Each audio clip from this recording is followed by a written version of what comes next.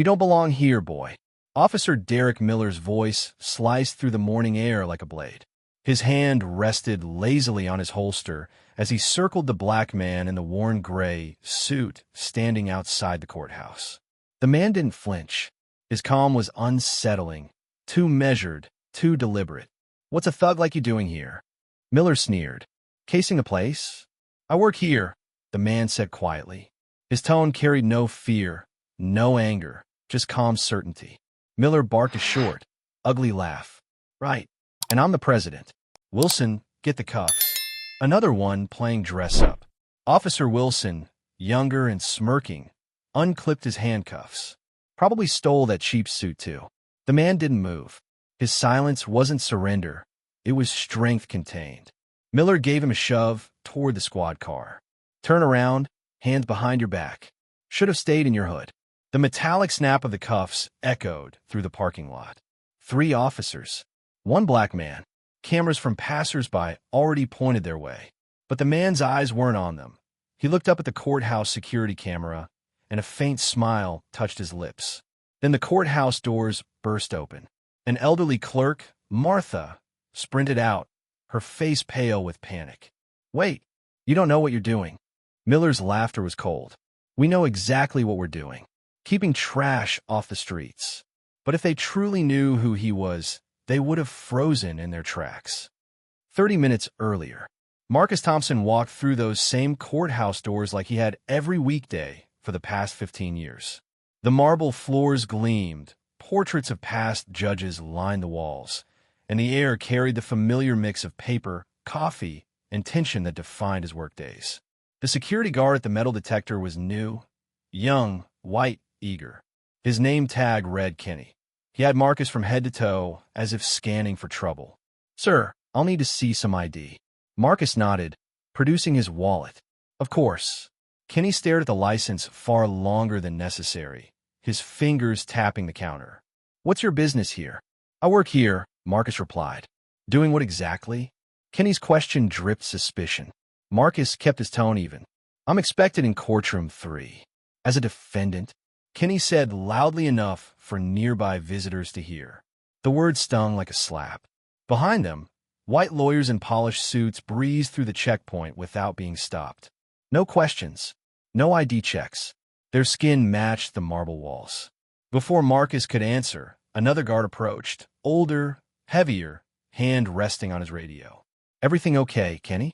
"Got someone here claiming he works in the courthouse," Kenny said. "Can't verify." Marcus tried to diffuse the tension. "I can show you my ID card inside." "Hands where I can see them," Kenny barked. His voice was suddenly sharp, commanding. Heads turned. A small crowd began to gather. Martha, the courthouse clerk, stepped out of the elevator. 25 years in this building had made her a living archive. She knew every face, from judges to janitors. Her eyes widened when she saw Marcus surrounded. "What's going on here?" she demanded. Her voice carried authority born of decades of service. "Ma'am, please step back," Kenny ordered, his hand inching toward his pepper spray. "We have a situation." "A situation?" Martha's voice trembled with disbelief. "Do you know who?" "I said step back." Kenny interrupted, grabbing his radio. "Need police backup at the main entrance." Possible trespasser refusing to comply. Marcus stood still, perfectly still. He'd learned long ago that sudden movements could get a black man killed, especially when surrounded by men who saw threat in his skin. Even here, in the building where he dedicated his career to justice. "You people always think you can just walk in anywhere," Kenny muttered under his breath, but loud enough for the crowd to hear. "You people," Martha repeated, outraged. "Young man, you're making it terrible." The radio crackled before she could finish. Units responding. Through the glass doors, 3 police cruisers screeched to a halt. Officers Derek Miller, Wilson, and a rookie stepped out. Miller's reputation preceded him, known for random stops in the courthouse district. Somehow his random always meant the same thing, black. "What view we got?" Miller strutted inside, already unclipping his handcuffs. "Suspicious individual won't leave," Kenny said, pointing at Marcus. "Claims he belongs here." Miller's eyes swept over Marcus. Worn suit, scuffed shoes, dark skin. His judgment took 2 seconds. "All right, tough guy," he said. "Let's take this outside." "Officers, I have identification," Marcus began. "I said outside." Miller grabbed his arm. Wilson took the other. They marched him through the doors as the crowd parted, whispering. Martha followed, frantic. "Wait, you don't understand, he's—" But they were already in the parking lot, already pushing Marcus against the squad car, already clicking the cuffs. "You have the right to remain silent," Miller began, even though no crime had been named. Marcus looked up at the courthouse facade, at the carved words above the entrance, "Equal justice under law." How many times had those words mocked him? How many times had he wondered if anyone would ever see past his skin to the robe he wore inside? The morning light glinted off something gold in his jacket pocket, something that would soon change everything. But for now, there would only be humiliation. Because in America, some people had to prove they belonged every single day. Miller slammed Marcus against the hood of the car. The metal was cold through his thin suit. "Spread your legs wider." A crowd gathered.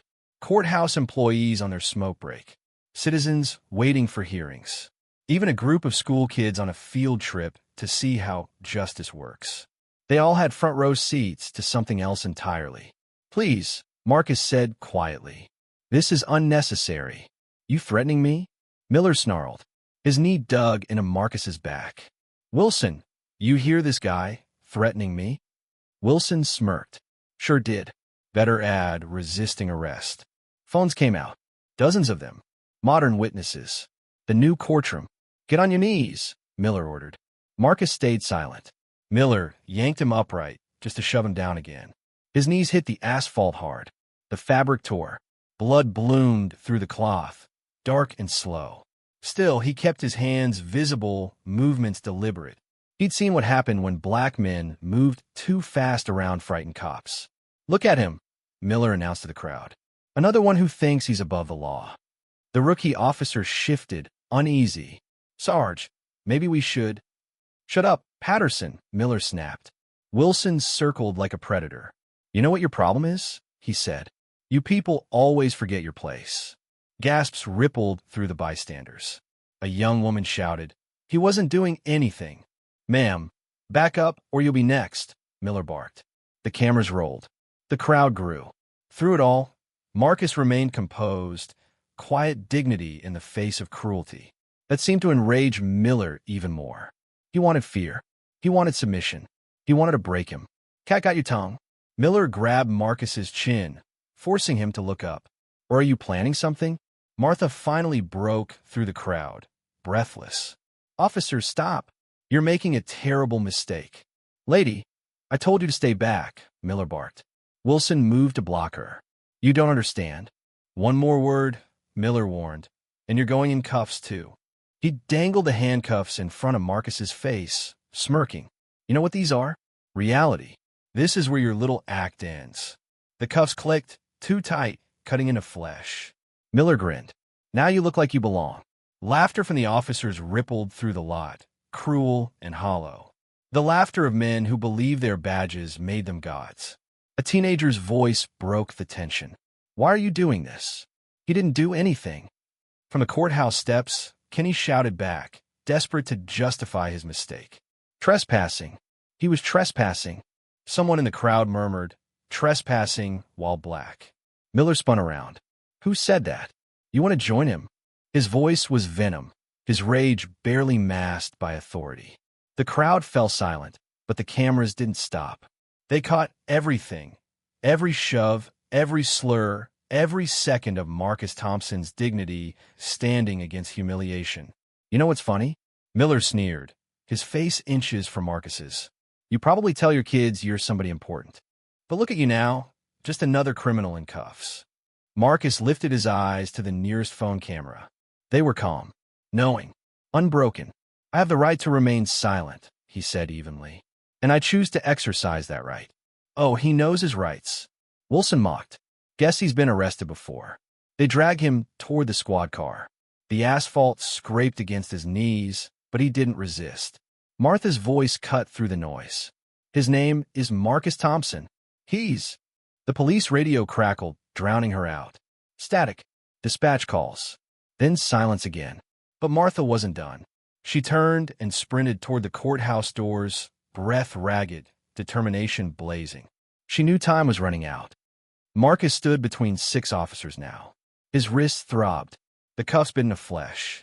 The sun climbed higher, baking the asphalt, casting long shadows that looked like prison bars.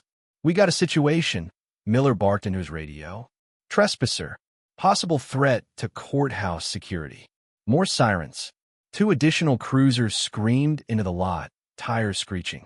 "Back up for a single unarmed man in a torn suit." "Transport him," Wilson said.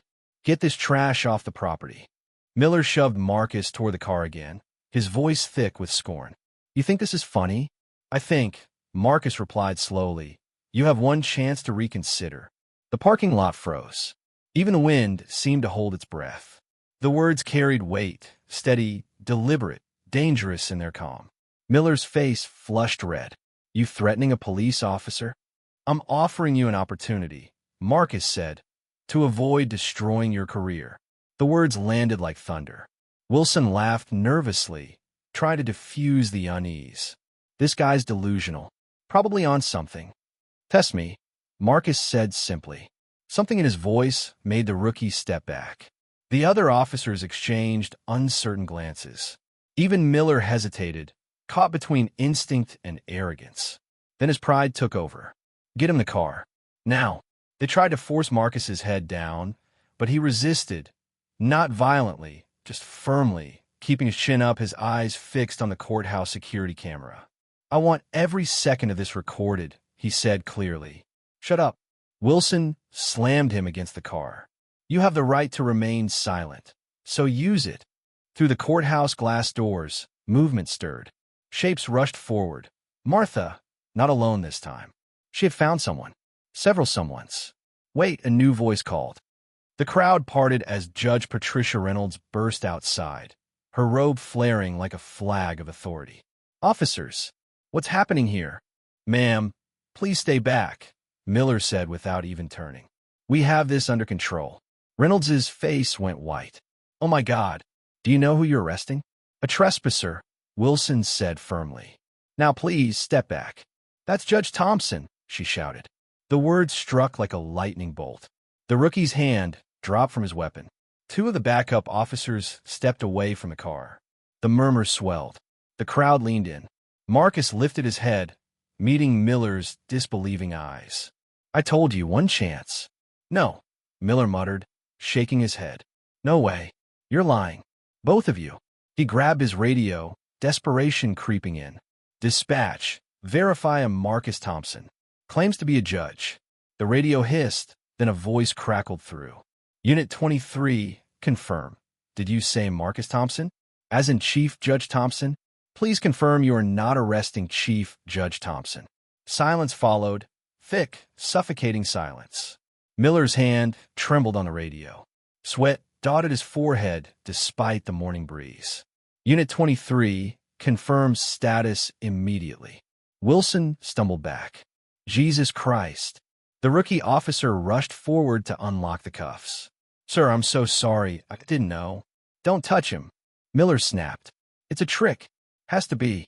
Look at him. Look at his clothes." But all eyes were now on Miller, the man who'd just assaulted the most powerful judge in the county. Cameras zoomed in. History was recording. Martha arrived, panting but defiant. "I try to tell you. 25 years I've worked here. 25 years. The cuffs still bit into Marcus's wrists. Blood still marked his knees. But the air had shifted. For the first time, Miller realized the cameras weren't his shield. They were his sentence. He was about to learn what real justice looked like. Miller's denial crumbled as fast as his composure. "No, no way. This is a setup." "Derek, stop," Wilson whispered. "We need to uncuff him now." "Don't move," Miller shouted, pointing at the rookie reaching for his keys. "Nobody touches him until I see proof. Real proof." Marcus's voice cut through the chaos like a gavel. "Officer Miller, badge number 2847. 3 years on the force. 17 complaints of excessive force. All mysteriously dismissed." Miller's face drained of color. How could you know that?" Marcus turned his head. Officer Wilson, badge 391. 6 years, recently divorced. Behind on child support. Gambling problem covered up by the union. Wilson flinched as if struck. The crowd murmured. The reporter's lenses glinted like eyes of judgment. Would you like me to continue? Marcus asked, still calm. Or shall we discuss why you've stopped 15 black men in this parking lot this month alone? Shut up. Miller's hand went to his holster. Gasps rippled through the crowd. Derek, no. Judge Reynolds stepped between them. You're already facing assault charges. Don't make it worse.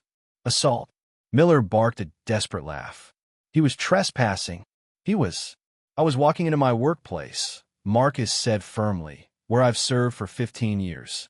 Where I was appointed chief judge by the governor. Where your salary comes from my budget. The truth hit Miller like cold water. But his pride clung to denial. Prove it. If you're really a judge, prove it. My identification is in my jacket pocket, Marcus replied.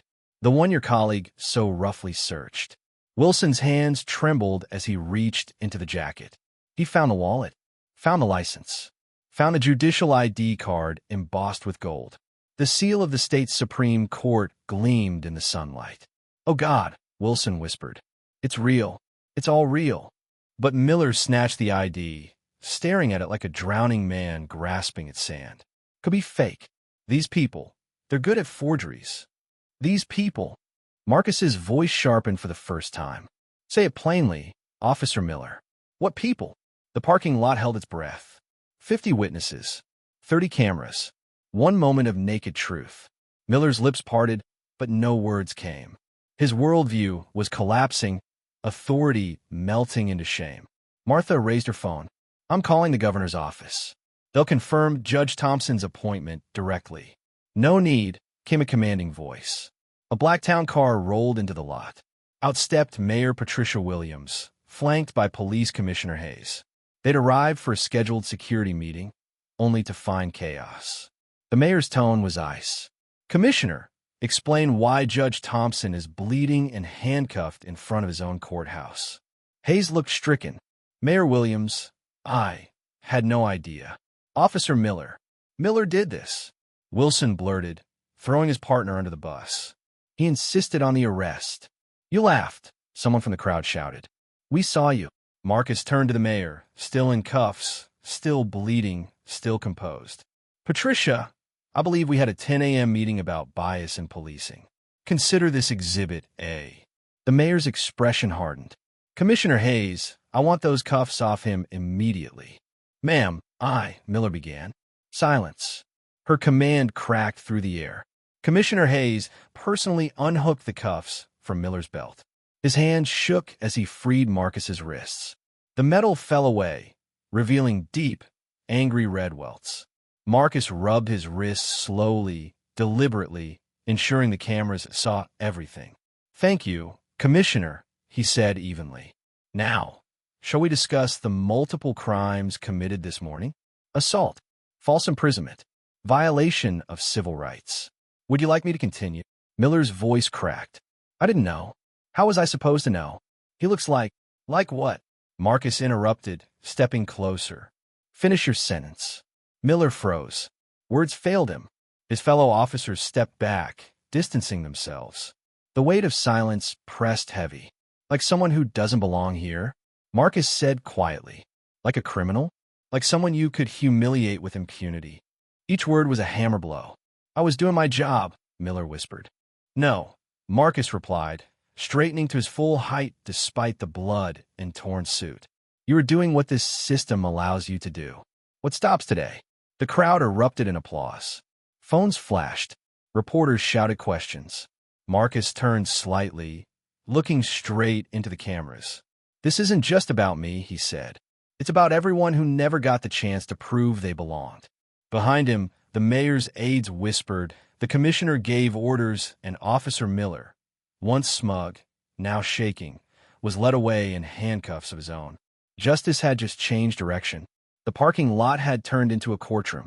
Marcus Thompson stood tall, blood on his knees, cuffs freshly removed but wrists still marked.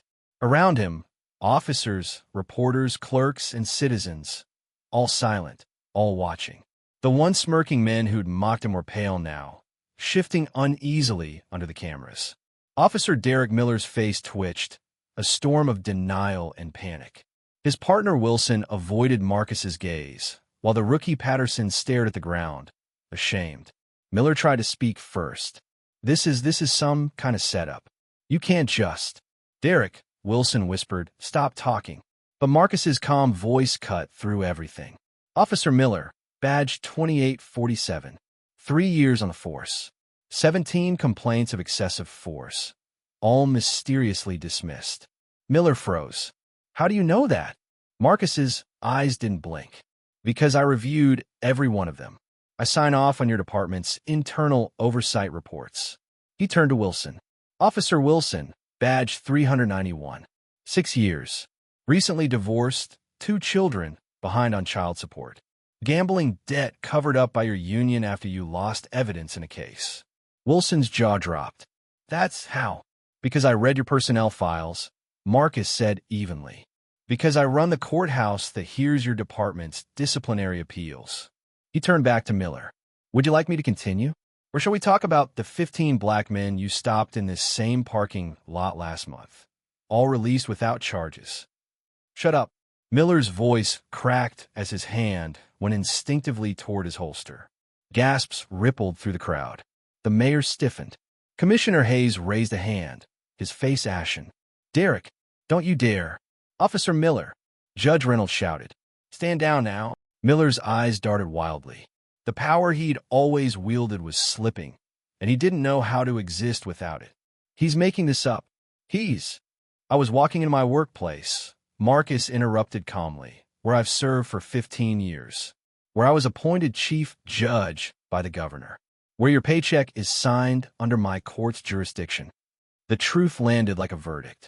Marcus's voice grew colder. You didn't just arrest a man, Officer Miller. You assaulted the chief judge of this county. The crowd gasped. Even Wilson stepped back. You want proof? Marcus asked, his tone razor sharp. The proof is in the jacket pocket you searched. Wilson reached in again and drew out the golden identification card, the state Supreme Court seal catching sunlight like a blade. He held it up with shaking hands. It's real, Wilson murmured. Oh God, it's real. Miller's defiance faltered, but pride was poison. It kept him standing when every instinct screamed to kneel. Could be fake, he said weakly. These people... Marcus's head tilted slightly. Say it. Say what you mean. Miller's mouth opened, closed. The words died there, smothered by shame. Martha raised her phone, dialing furiously. I'm calling the governor's office right now. Before she could, a deep, commanding voice echoed from across the lot. No need for that. A sleek black town car had pulled up. The door opened. Mayor Patricia Williams stepped out, followed by Police Commissioner Hayes and 2 aides. Their faces when they saw Marcus, his torn suit, the red stains on his knees, the crushed dignity in his posture, turned to stone. Commissioner, the mayor said quietly, explain this. Hayes swallowed. Ma'am, I wasn't aware. Officer Miller. Miller blurted out. He was resisting arrest. We had reason to believe. Silence, the mayor snapped. Commissioner, remove his weapon. Hayes hesitated only a second before unbuckling Miller's holster himself. The crowd murmured. Cameras zoomed in. The roles had reversed completely. Marcus flexed his bruised wrists, then looked straight into the news lenses. Madam Mayor, we had a meeting today about bias in policing. I think we found a live demonstration. The mayor's jaw tightened. Commissioner, those cuffs off now. Hayes took the keys from Miller's belt and unlocked the cuffs. The metal clattered to the asphalt. Marcus rubbed his wrists slowly, deliberately, a gesture for history to record. Thank you, he said softly. Then louder for everyone to hear. Now we can discuss the crimes committed today: assault, unlawful detention, violation of civil rights. Miller's voice cracked. I didn't know. How was I supposed to know? He looks like... Marcus stepped forward. Like what? Like someone who doesn't belong here? Like someone beneath your respect? Finish the sentence. Miller's lips trembled. He couldn't. You were doing what this system trained you to do, Marcus said. And what stops today? The words carried the weight of a gavel strike. The crowd erupted, applause, cheers, gasps. Reporters leaned forward. Someone shouted, "About time." But Marcus raised a hand, and the noise died instantly. "I'm not finished." He turned to Commissioner Hayes. "Every time your department dismissed one of Miller's complaints, every time your union buried a file, every time a citizen walked away in humiliation instead of justice, you built this moment." The commissioner swallowed hard, guilt crawling up his neck. Marcus looked back at the officers. "And today, in front of witnesses, in front of history, we correct it." He turned to the crowd. Officer Derek Miller stepped forward. Miller hesitated, but the mayor's sharp nod forced him. He shuffled forward, the swagger gone. "Officer Miller," Marcus said formally, "you have assaulted a sitting judge, violated your oath, and dishonored your badge. But worse, you've done this before, to others who had no title to defend them." "I want my union rep," Miller muttered, almost pleading. "You'll have one at your trial," Marcus said, voice iron. "Because I'm pressing charges, assault, battery, false imprisonment, and civil rights violations under color of law." The crowd roared again, the sound rolling through the parking lot like thunder.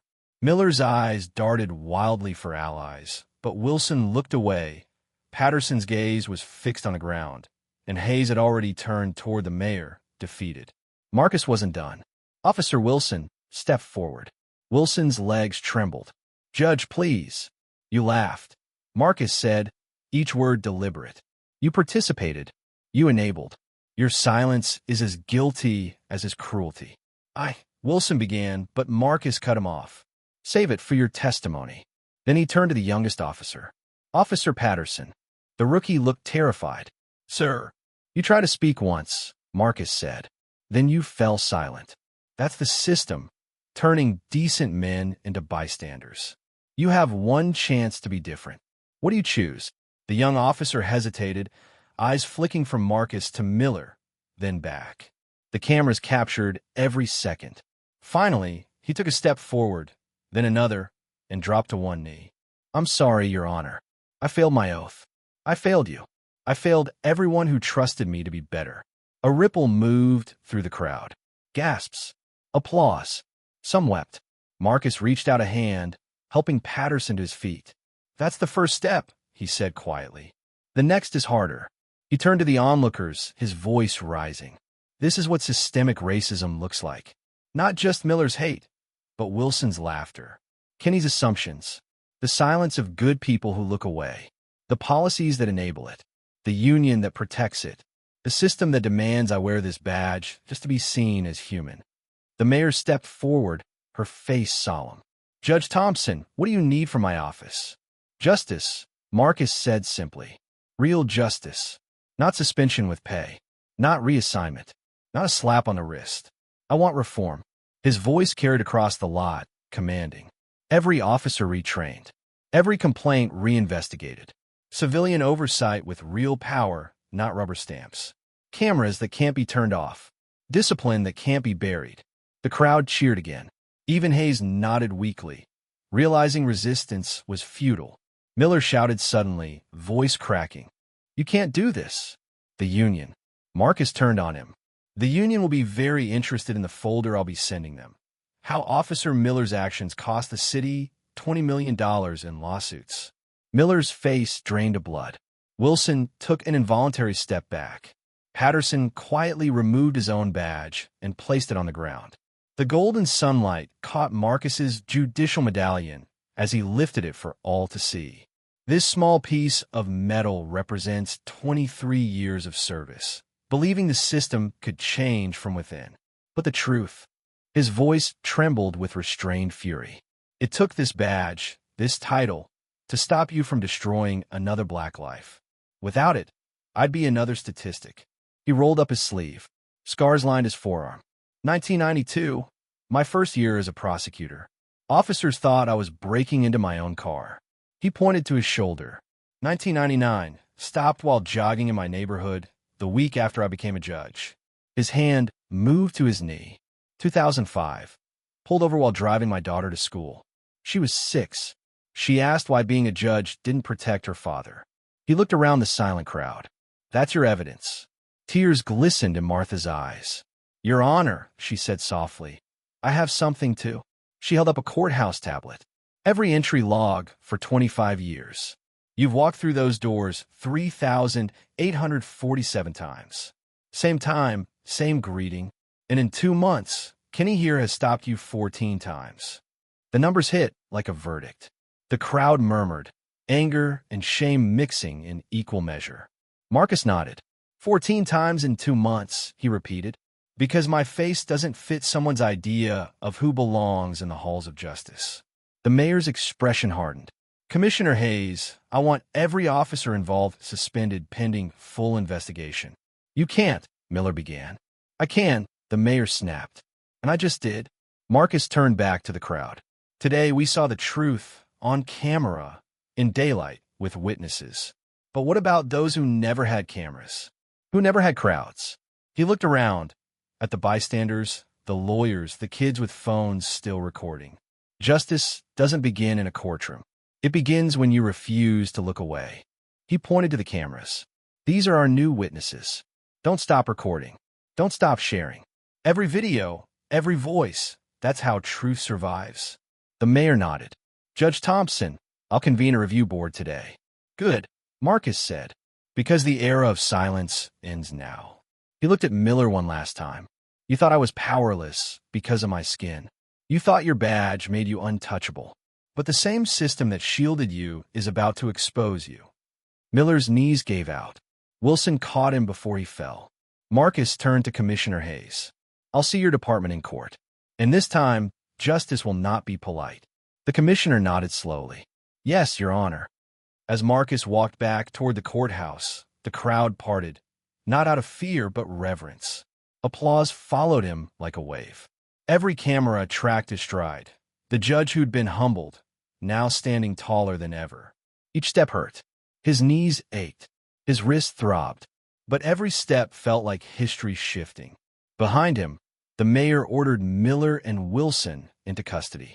For the first time in years, the crowd saw police officers being read their rights. The system had turned on itself, and at its center stood Marcus Thompson, bleeding, battered, but unbroken, the man who had forced justice to face its own reflection. 1 hour after the parking lot erupted into history, the courthouse's conference room pulsed with tension. The blinds were half drawn, letting in slanted afternoon light that streaked across the long oak table. At the head sat Chief Judge Marcus Thompson. His suit changed, but his wrists still raw, the faint red lines a reminder of the morning's humiliation. The images, his arrest, his composure, his declaration of justice, now lived on every television screen and social feed across the country. But Marcus wasn't thinking about fame. He was thinking about consequence. Ladies and gentlemen, he began quietly, we have a cancer, and today we're going to cut it out. Around the table sat the most powerful people in the city. Mayor Patricia Williams, still visibly shaken but resolute. Commissioner Hayes, posture stiff, shame sitting heavy on his shoulders. District Attorney Sarah Chun, face unreadable but eyes sharp. Police Union President Frank Morrison, jaw clenched and cheeks flushed red. And 3 members of the Civilian Oversight Board, including Kesha, a young black attorney who had been fighting for reform for years, but had never been granted this kind of seat at the table. A silence stretched between them. Morrison broke it first.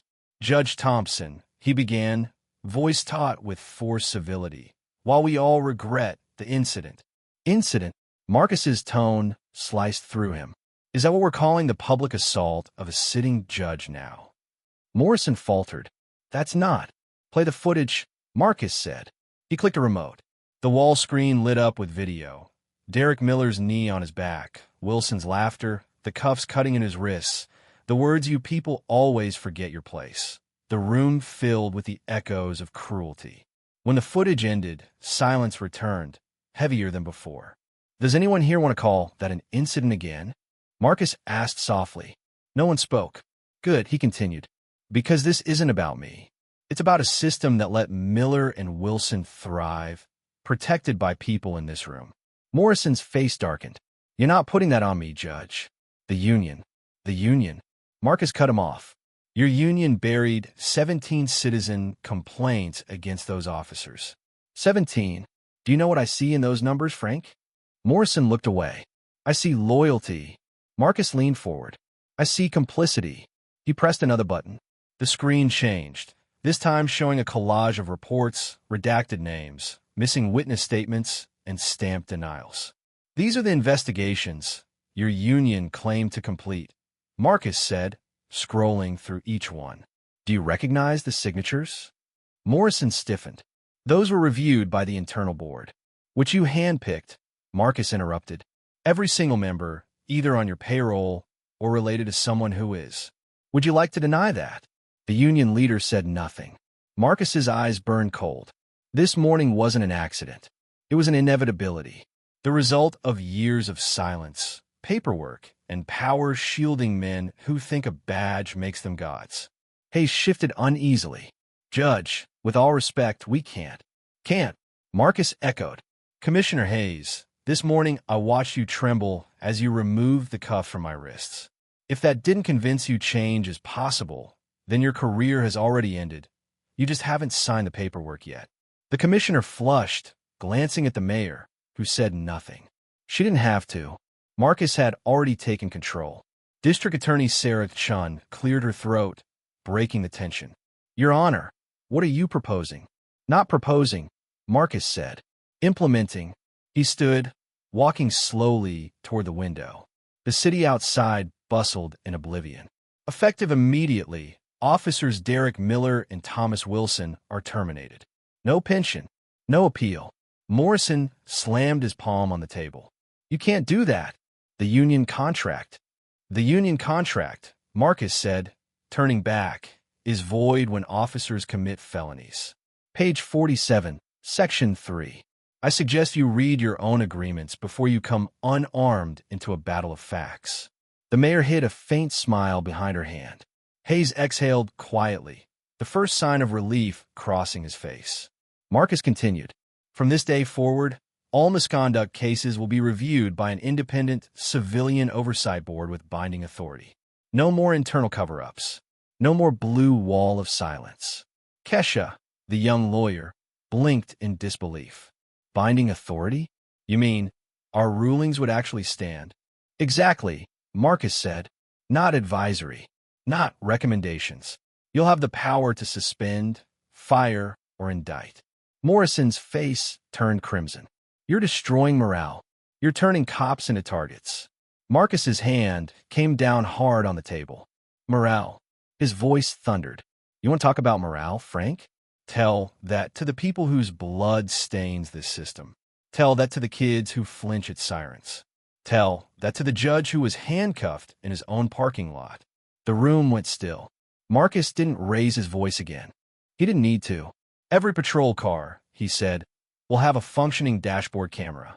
Every officer, a body camera that cannot be turned off or tampered with.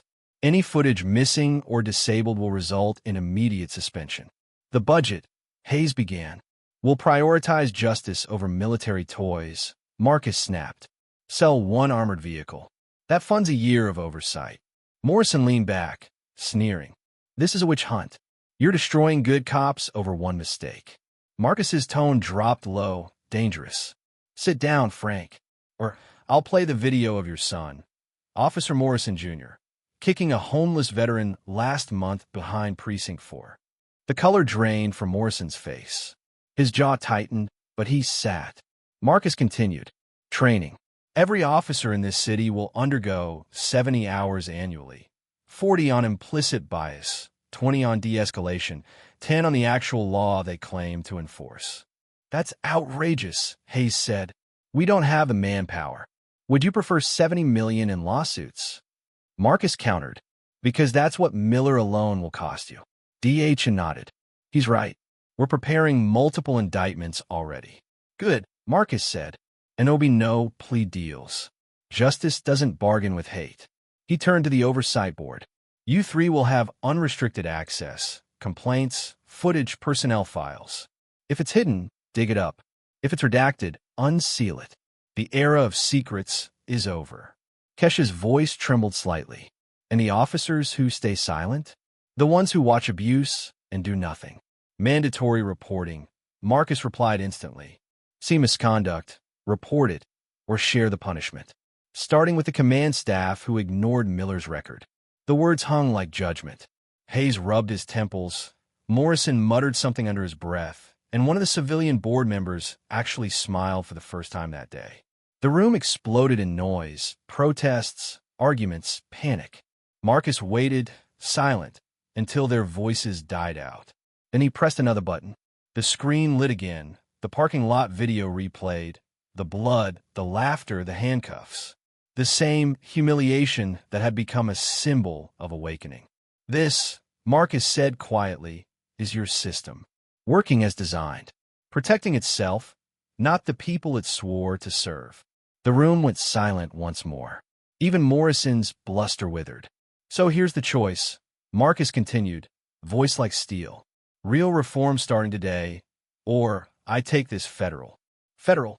Hayes asked weakly. Federal, Marcus confirmed.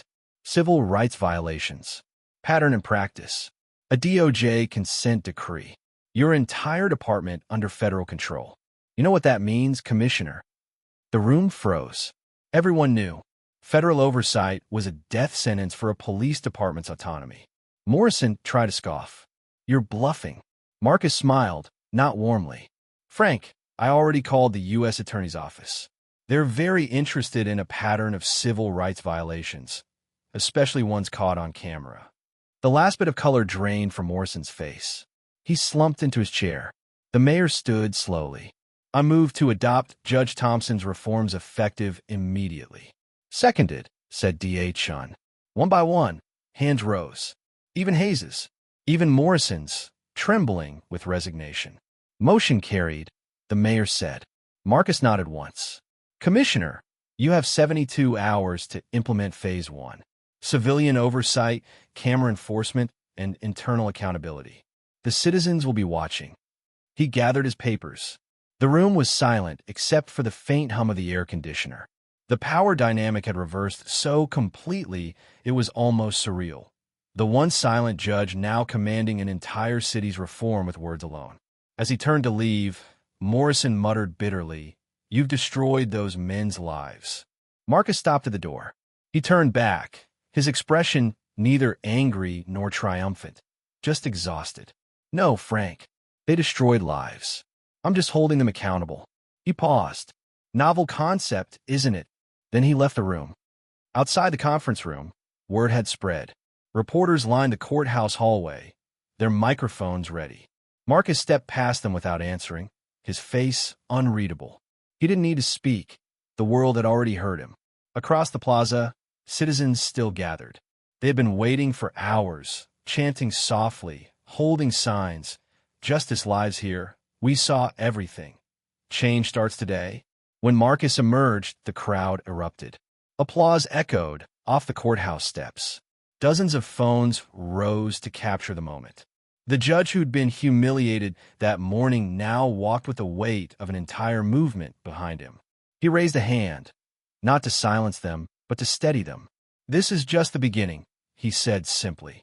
A voice shouted from the crowd. What happens next, Your Honor? Marcus looked at the cameras, at the sea of faces, black, white, young, old, and said, Now, we rebuild the system that broke us. He turned and walked down the courthouse steps, the same steps where he had bled hours before. But this time, every footfall carried purpose, not pain.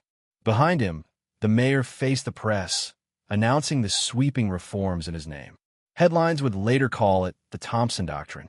To Marcus, it was something simpler, accountability finally catching up to arrogance. As he crossed the plaza, the setting sun caught the faint red marks on his wrists. The scars would fade, but the memory would not. Today, power had met justice, and for once, justice didn't blink. 3 weeks after the day that shook the courthouse, the plaza no longer smelled of fear and asphalt. Children played there now. Where Marcus Thompson had once bled, chalk drawings bloomed in color. Scales of justice, hearts, tiny stick-figure judges. The old stone steps that had echoed with shouting were lined with folding chairs and people who refused to forget. A wooden podium stood at the top of the stairs. Behind it hung a new banner. Community Day of Justice, from witness to change. Judge Marcus Thompson adjusted the microphone.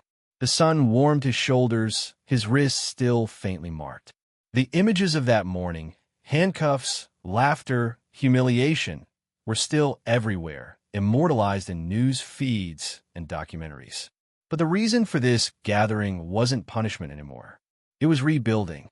3 weeks ago, he began, voice steady but resonant. I was arrested for existing while black. Today, the same community that witnessed that injustice gathers here, not in anger, but in purpose. Applause rolled through the plaza like a wave. Marcus waited, hands folded. He'd learned that silence often spoke louder than speeches. From a crowd, a small voice called, "Judge Thompson." He looked down. A boy no older than 8, skin the color of warm soil, stood beside his mother. He wore an oversized white shirt and shoes that squeaked when he shifted. His eyes were wide, filled with something Marcus hadn't seen in weeks, uncomplicated admiration. "Yes, young man?" Marcus asked, leaning toward the microphone. "My mom says you're the reason Officer Miller can't hurt people anymore." The crowd fell into an affectionate murmur. Marcus's throat tightened. He descended the steps slowly until he was eye level with the boy. "And what's your name?" "Jerome," the boy said proudly. "Well, Jerome," Marcus said, kneeling despite the faint ache in his knees, "I helped. But do you know who really stopped him?" Jerome shook his head. Marcus turned and gestured to the crowd. All of them. The people who refused to stay silent. The people who recorded, who spoke up, who stood as witnesses. Justice doesn't live in a badge or a robe. It lives in courage. Jerome's mother wiped her eyes. "Thank you, Your Honor," she whispered. "My boy can walk to school without fear now." Marcus smiled softly, then stood. Across the plaza, the scent of grilled food drifted through the air. Folding tables had been arranged in long rows, community tables organized by volunteers. At one of them, a familiar face served food, wearing a Navy t-shirt that read "Serve, Don't Silence." Former Officer Ethan Patterson, the rookie who had taken a knee. When he saw Marcus, he waved with a ladle in hand. "Judge, barbecue's ready." The crowd laughed. Marcus walked over. The people parted instinctively, not in deference but respect. "How's law school treating you?" Marcus asked, accepting a plate. Patterson chuckled ruefully. "Hard. Humbling. Should have done it before I ever wore a badge. Maybe I would have understood what justice really meant." "You're learning now," Marcus said. "That's what matters." Patterson nodded. "I owe the community. I owe you. You owe the truth," Marcus replied gently. "Keep paying that debt forward." Toward the edge of the plaza stood another man, out of uniform, wearing a plain gray shirt. Commissioner Hayes. The voters had spoken. A new commissioner would soon replace him, but Hayes had asked to attend today. He looked uneasy, as if expecting boos. Marcus noticed him and motioned for him to step closer. The crowd parted again, watching. Hayes cleared his throat, gripping a folded paper. "Judge Thompson," he began, voice unsteady. "May I speak?" Marcus gestured to the microphone. "Go ahead." The commissioner faced the crowd. "I've been a cop for 25 years. I thought I was one of the good ones." He paused, searching for words. "But I wasn't. I was just better at hiding, better at looking away, at explaining why nothing could change." A murmur rippled through the crowd. Hayes continued, his voice cracking. "I let Derek Miller terrorize citizens. I let Wilson laugh at pain. I let Kenny profile every black face that walked through those doors. Because it was easier than fighting my own." An older black man shouted from the audience, "We know, Commissioner. We've always known." Hayes nodded, tears welling. "You're right. I'm sorry, not just for that day, but for every day before it. For every complaint I buried, every victim I ignored." Some in the crowd folded their arms, skeptical. Others wept. Marcus raised a hand for quiet. "Commissioner Hayes," he said formally, "apologies are words. Justice requires action. What will you do?" Hayes straightened, voice firming. "I'm testifying. Against Miller. Against Wilson. Against the system I protected. No blue wall. No silence. Everything I know, on record." The plaza erupted. Cheers thundered. Even those who had doubted him stood and clapped. For the first time, A man of power was dismantling the code of silence from within. Marcus stepped forward and shook his hand. That, he said quietly, is how redemption begins. When the applause died down, Martha, the longtime courthouse clerk, appeared beside Marcus, clipboard in hand, her gray hair pinned neatly. She had become something of a folk hero herself, the woman who ran into the parking lot screaming for justice. "Your Honor," she said with a smile, "it's time." Marcus returned to the podium. The crowd quieted, leaning in. 3 weeks ago, he began, I knelt on the pavement in front of this very building. My knees bled. My dignity bled.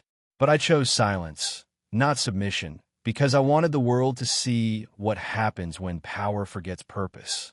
He paused. Today, Officer Patterson serves our community instead of harassing it. Commissioner Hayes chooses truth over silence. Our children draw where I bled. That's progress. Cheers erupted again, but Marcus lifted a hand.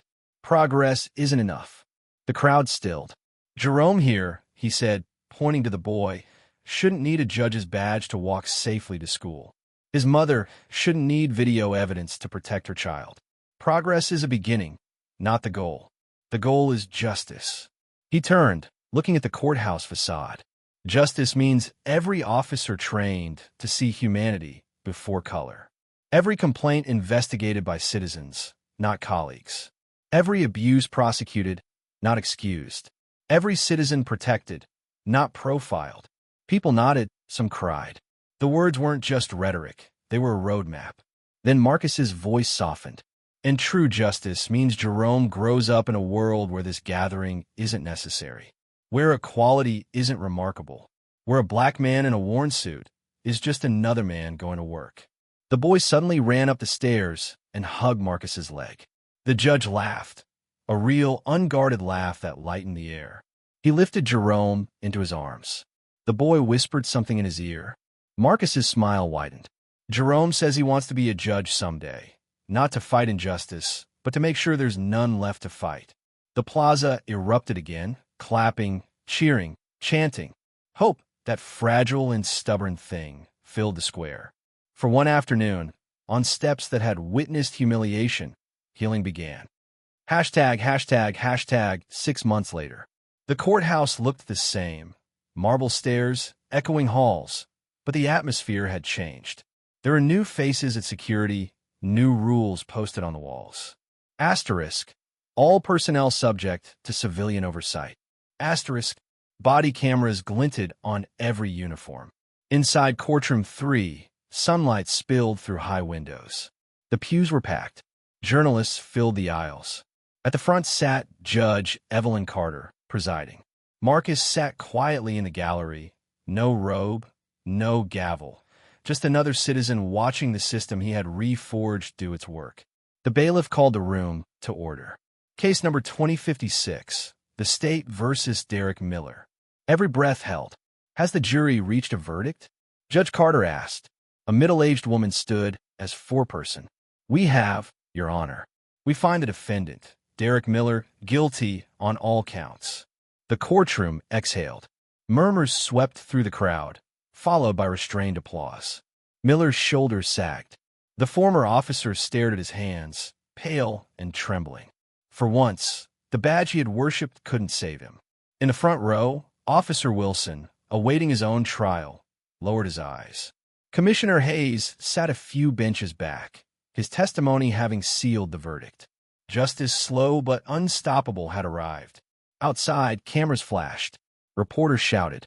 But Marcus stayed seated, unmoving, absorbing the sound of accountability at last echoing through walls that had once mocked him. Martha leaned over from the next row. We did it, Your Honor. Marcus shook his head gently. No, Martha, we started it. The autumn air was crisp when he stepped outside. Waiting at the courthouse gates were Jerome and his mother. The boy wore a tiny suit, his hair neatly combed. He ran forward the moment he saw Marcus. Did we win, Judge Thompson? He asked breathlessly. Marcus knelt again. The gesture had become his quiet signature. We started winning the day. People refused to look away, he said. Today's just confirmation. A cluster of local reporters filmed the exchange, but for once, the cameras didn't cheapen the moment. It wasn't about headlines anymore. It was about a child seeing proof that justice, though slow, was real. Across the plaza, Martha approached with a folder. "The new diversity training begins Monday," she said proudly. 300 officers enrolled. And guess who's leading it? Marcus raised an eyebrow. "Who?" She grinned. "Former Officer Patterson, top of his law school class. Says he's got a debt to pay." Marcus laughed quietly. From enforcer to educator. That's what change looks like. As dusk descended, the courthouse steps glowed in the amber light. Marcus lingered after the crowd dispersed, gazing at the same spot where he had once knelt. A new plaque gleamed there, small but deliberate. On the spot, injustice was exposed. May we never need such revelation again. Asterisk, asterisk. He traced the engraving with his finger. The stone felt cold, permanent. A young officer approached. New badge, new face, nervous energy. "Your Honor, I'm Officer Chun. I just want to say, your case is why I joined.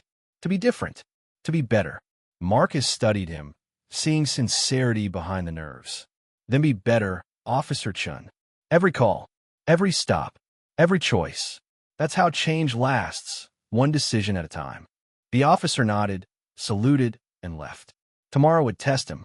The system still groaned with resistance, but the cracks had widened, letting light through. Marcus turned toward his car, the same one he'd been accused of looking suspicious in. As he drove past the parking space where his life had almost ended, the plaque caught the headlights and flashed briefly. A reminder, a warning. His phone buzzed on the seat beside him. A text from Jerome. "Studying hard. See you in court someday."